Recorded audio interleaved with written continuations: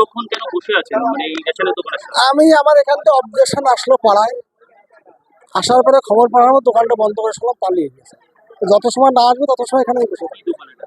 রেশনের দোকান। এতক্ষণ বসে থাকলেন, ডিলার তো আসেনি। কি কি নির্দেশ দিলেন এবং কি দেখলেন? আমাদের সরকারি আধিকারিক এসছেন, তানাকে পরিষ্কার বলে দিলাম হুম। বনগা ওনার আন্ডারে যতগুলো 274 না কতগুলো রেশন ফেয়ার শপ আছে সেগুলো ভিজিট করতে বললাম। সেটা ভিজিট করবেন, 1 সপ্তাহের ভিতর রিপোর্ট আমাকে দিতে বলেছি। আর আজকে এখানে যেটা দেখা যাচ্ছে গম নেই, চাল কিছু আছে, কি গম থাকা উচিত কি চাল থাকা সেটা ভেরিফিকেশন করে যেটা অ্যাজ পার রুলস অনুযায়ী যে ডিসিশন নেওয়ার কথা সরকারি নিয়ম অনুসারে সেই নিয়ম করার জন্য আমি বলে বেরিয়ে যাচ্ছি অন্য জায়গায় প্রোগ্রাম আছে। এখানে তো আপনি অভিযোগ পেয়েছিলেন যে নিম্নমানের চাল দিচ্ছে, গম নিম্নমানের দিচ্ছে। দেখুন, নিম্নমানের যে চালটা আমি দেখলাম, যেটা অভিযোগ যেটা পেয়েছি দেখলাম মোটামুটি কমন রাইস হওয়ার কথা। কমন রাইস ঠিকই আছে, রাইসটা আছে, ফোর্টিফাইড কিছু রাইস ওর ভিতরে এখনো মিক্সড আছে, যেহেতু গভর্নমেন্টের একটা পলিসি ছিল বিগত গভর্নমেন্টের, যেটা ফেব্রুয়ারি মাসের 28 তারিখে বন্ধ হয়ে গেছে, নোটিফিকেশনটা ক্যান্সেল করা হয়েছে। কিন্তু ওই সময় যে প্রকিউরমেন্ট হয়েছিল, পেডি প্রকিউরমেন্ট, সেই সময় যে চালটা তৈরি হয়েছিল, গুদামজাত করা হয়েছিল, তার ভিতরে এখনো সেই ফোর্টিফাইড রাইস দেওয়া আছে। নতুন যে প্রক্রিয়ামেন্ট হবে পেডি প্রক্রিয়ামেন্ট, সেই প্রক্রিয়ামেন্টে যখন নতুন রাইস আসবে এই ফোর্টিফাইড রাইসটা আগামীতে থাকবে না।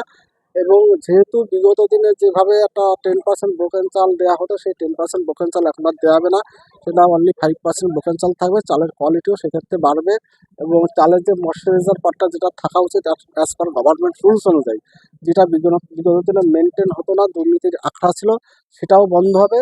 সে অ্যাজ পার গভর্নমেন্ট রুলস অনুযায়ী যে পার্সেন্ট ময়শ্চারাইজার থাকার কথা সেই পার্সেন্ট ময়শ্চারাইজার রাইসে থাকবে। এই মুহূর্তে কোনো বিষয় কি সামনে এসেছে দাদা আপনার?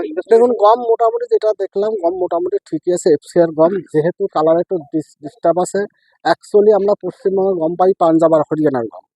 পাঞ্জাব আর হরিয়ানাতে যে গমটা আসে ওই টাইমটা পাঞ্জাব আর হরিয়ানায় বৃষ্টি হয়, বৃষ্টি হওয়ার ফলে গমের কালারটা একটু ডিসকালার হয়ে যায়। গমের কোয়ালিটি অসুবিধা নেই, কিন্তু আমরা এফসিআইকে প্রপোজাল পাঠিয়েছি যে আমাদের অন্তত পশ্চিমবঙ্গের মানুষের চাহিদা আকাশচুম্বী চাহিদা, গমের কালারটা যদি ভালো রাখতে, সেক্ষেত্রে উত্তরপ্রদেশ বা রাজস্থানের গমটা যদি আমরা পাই, সেক্ষেত্রে আরও বেস্ট কোয়ালিটি বেস্ট কালারের গমটা আমরা পাবো। অভিযোগ অনুযায়ী কোনো স্টক কি সামনে এসেছে কি এই মুহূর্তে?